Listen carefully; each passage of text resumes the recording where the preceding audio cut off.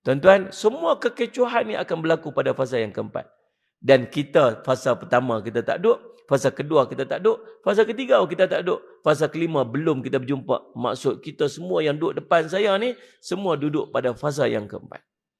Jadi mustahil tak kita berjumpa dengan Imam Mahdi waktu ni? Tak mustahil. Mustahil tak kita berjumpa dengan apa ni, turunnya, munculnya Dajjal? Tak mustahil, memang zaman dia. Tak mustahil. Memang zaman dia. Dan zaman ni lah tuan akan tengok segala kerosakan berlaku dekat muka bumi ni. Tuan-tuan. Dan ada tanda-tanda. Sebelum mai yang besar-besar, dia ada tanda-tanda mai dulu. Tuan-tuan akan berjumpa dengan tanda-tanda dia dulu. Nombor satu, di antaranya, tuan-tuan akan melihat banyaknya gempa bumi.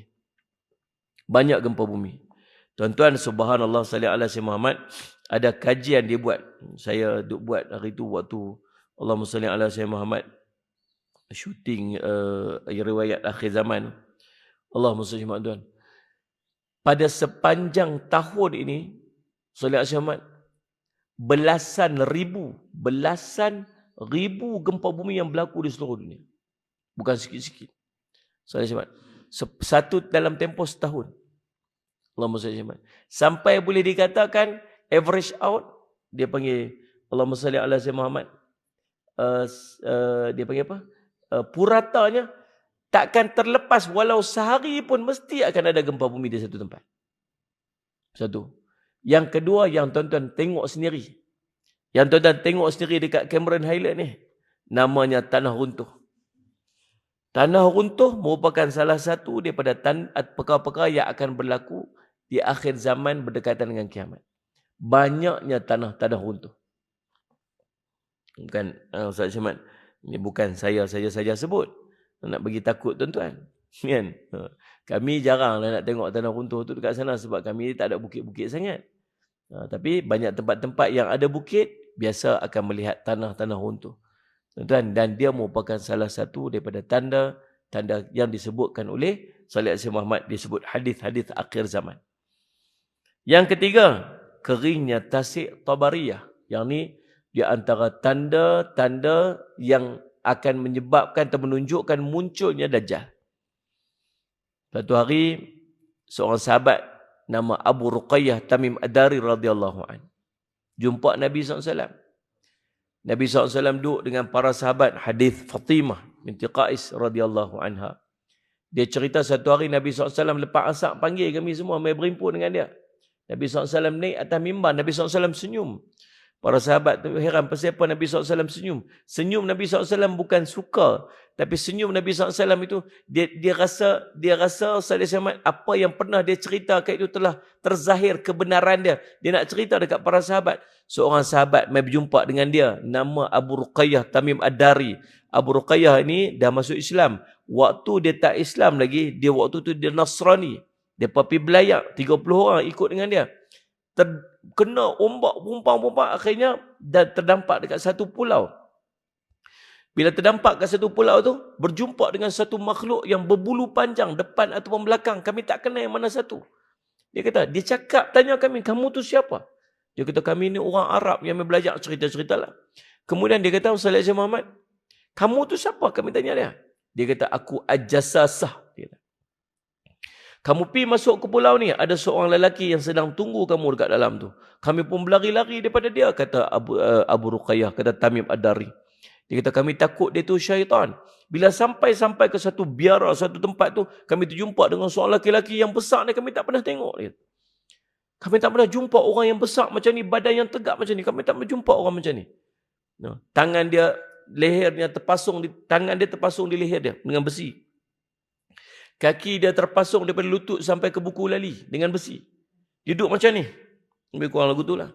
Kemudian bila dia jumpa kami, dia tanya kami, kamu siapa? Dia kata, kamu tu siapa? Kami tanya dia.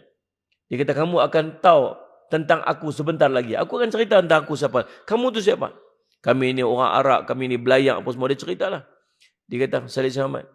Kemudian dia tanya kepada kami beberapa soalan.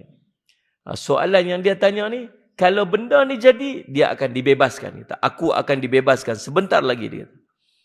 Nombor satu, Salih Alaihi Muhammad, ceritakan kepada aku tentang kebun tamar di Bisan. Bisan ni satu tempat di utara Palestin yang telah dijajah oleh Israel. Saya secara peribadi dah sampai ke tempat ni. Saya secara peribadi saya sudah sampai tempat ni. Nak tengok sendiri pasal saya duduk cerita tentang hadis ni. Dia jalan, dia kalau ikut Bisan tu, kita boleh keluar nanti pergi ke sempadan Jordan balik. Boleh masuk ke Jordan belah utara. Hadis ni Nabi SAW sebut, lelaki ni ataupun Dajjal ni, lelaki yang badan besar tu Dajjal. Dia kata, akulah Al-Masih. Dia kata, aku akan dibebaskan sebentar lagi. Dia kata. Salih al-Zaman. Dia kata, tempat tu, kebun tamar tu dia kata, buah ni akan habis. Buah dia akan habis. Habisnya buah dekat kebun tamar di Bisan itu akan menandakan salah satu tanda dia akan muncul. Saya pergi tengok sendiri tuan-tuan. Saya tanya kepada tour guide kita tu, Salih Al-Hasim Muhammad, orang Palestin. Ya. Mana pi pokok-pokok kurma ni? Dia kata, dulu sini ni kawasan orang Palestin. Kawasan ni subur. Subur Bisan itu pasal dia bersebelahan dengan Tasik Tabariah. Kawasan tu kawasan berlembah. Tanah dia subur. Jadi orang-orang Palestin dulu tanam pokok kurma. Mereka buat ladang-ladang kurma yang sangat luas. Bila tempat tu dijajah, orang Israel masuk. Orang Israel menebang pokok-pokok kurma ni disebabkan kesuburan tanah ni, mereka memanfaatkan dengan pertanian. Jadi mereka gantikan pokok kurma itu dengan pertanian-pertanian yang lain. Tuan-tuan masuk aja Bisan tu, pertama-tama sekali tuan-tuan akan jumpa ialah ladang pisang yang sangat luas.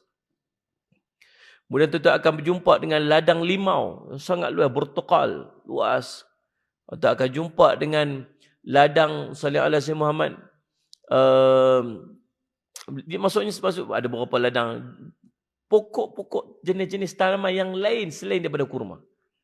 So maksudnya kurma ni habis bukan sebab kemarau ke, bukan sebab rosak ke.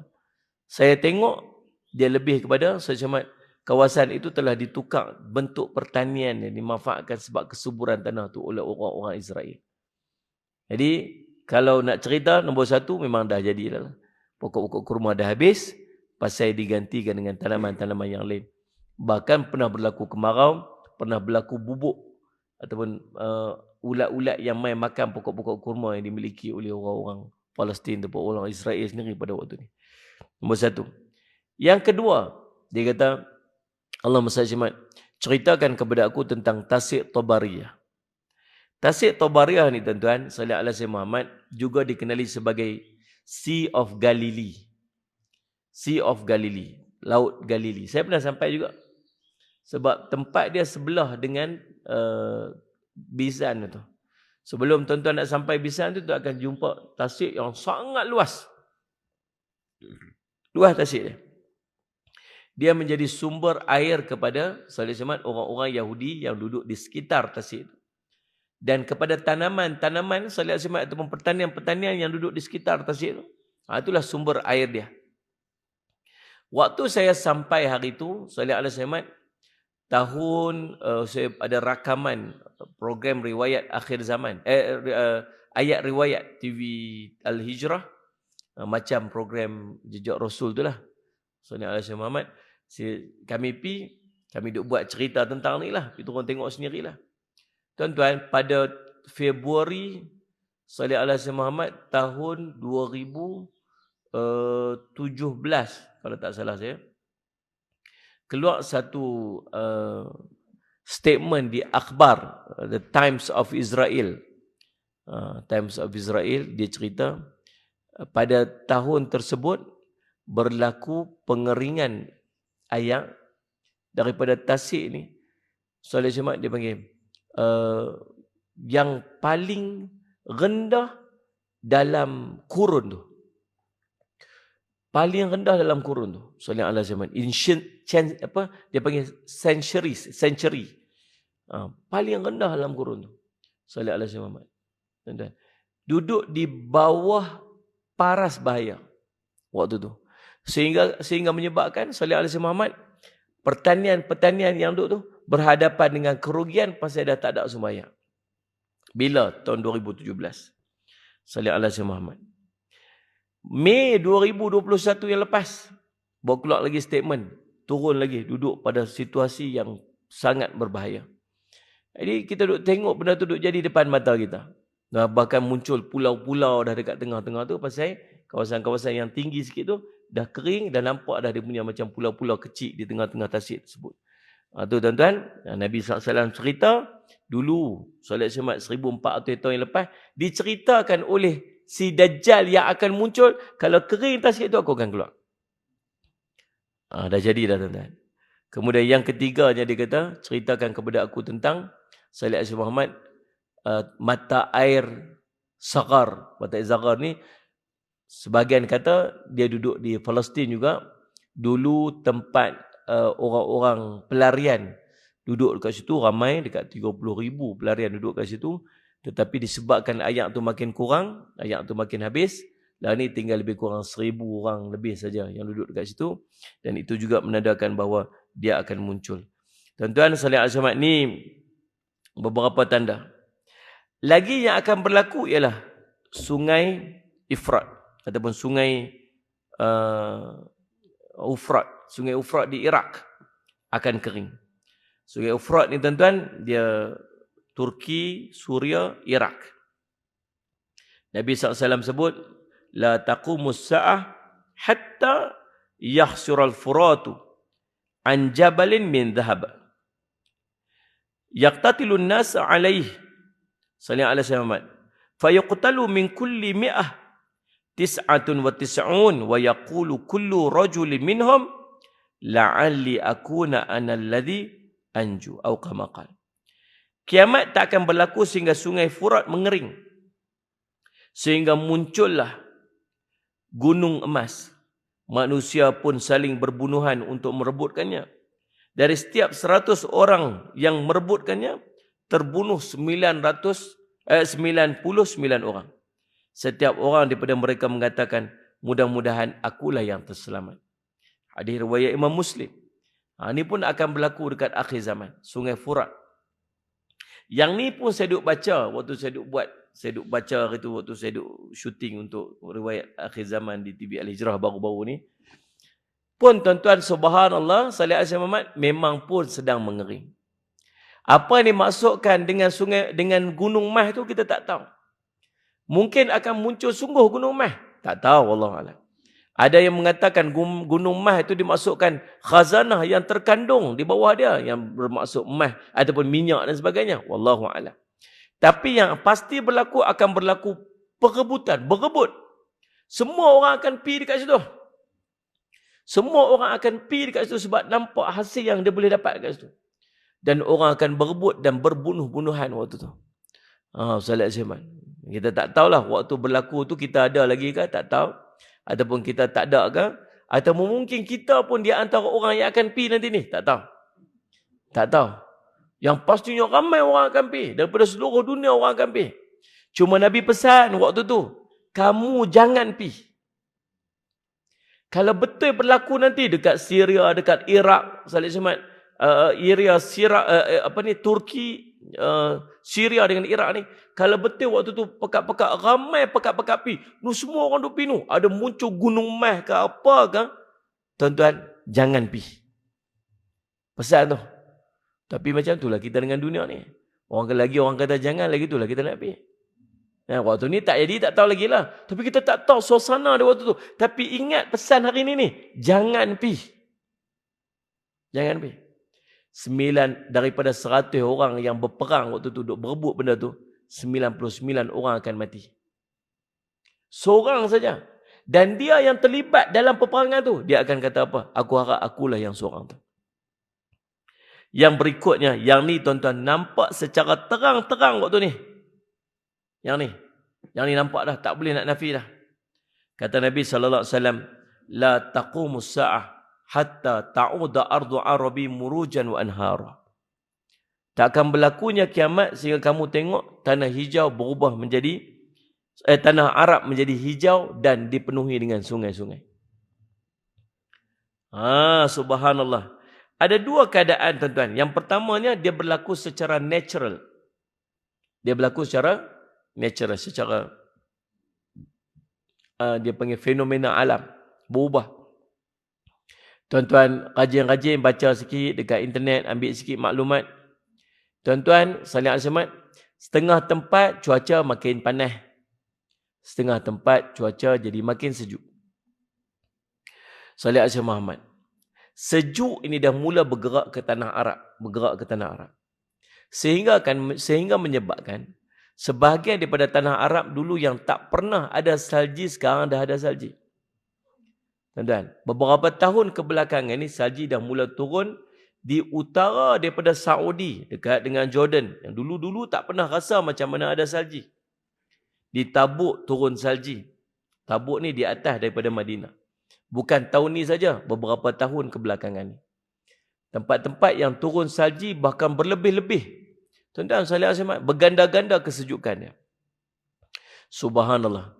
Bila turun salji ni, saya terdengar satu ceramah yang disebut oleh Imam Masjidil Haram beberapa tahun yang lepas. Dia cerita, dia kata, bila turun salji, ayak akan bertambah. Salji akan cayak, lepas tu jadi ayak. Bila dia ayak, dia akan jadi subur tempat tu. Dia akan tumbuh rumput-rumput, dia otomatik dia akan jadi hijau. Sesuai dengan sebuah hadis Nabi SAW yang cerita tentang Jazirah Arab akan jadi hijau. Bila turun salji pula, kait pula dengan satu isu. Nabi SAW cerita, bila nak muncul Imam Mahdi. Bila muncul Imam Mahdi, tuan-tuan akan jumpa satu kelompok yang akan bergerak daripada Syam, akan turun daripada Syam, akan bergerak dengan Imam Mahdi yang telah dibai'ah. Imam Mahdi akan dibai'ah dekat dengan kawasan Masjidil Haram, dekat dengan Kaabah, dekat dengan salih ala Syekh Muhammad Hajarul Aswad, dekat kawasan Multazam. Multazam tu, tempat itulah dibai'ahnya Imam Mahdi. Berlaku pada musim haji. Imam Mahdi ni dia tak mengaku Imam Mahdi. Dia tak tahu pun kata dia Imam Mahdi. Tapi para ulama kenal dia Imam Mahdi, maka ulama pergi bai'ah dia. Waktu tu depa bergerak daripada Mekah, bergerak pergi ke atas sebab tempat salih alaihi wasallam pemerintahan Imam Al-Mahdi ialah di Palestin, di Baitul Maqdis. Itu tempat pemerintahan. Semua orang Islam nanti akan menumpu semuanya di Baitul Maqdis, dan Baitul Maqdis akan jadi makmur. Kita seluruh dunia ni akan turun semua beramai-ramai ke Baitul Maqdis.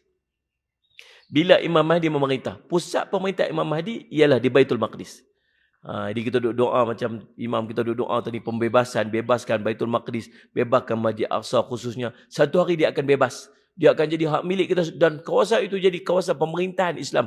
Seluruh dunia berpusat di Baitul Maqdis. Waktu tu Imam Mahdi akan memerintah. Tuan-tuan, waktu tu pergerakan tu berlaku, dan Nabi SAW sebut, ataituhum walau habwanu ala salj. Ni ingat ni, orang Cameron Highland ni. Waktu tu bila muncul Imam Mahdi, tuan-tuan dengar dah Imam Mahdi muncul.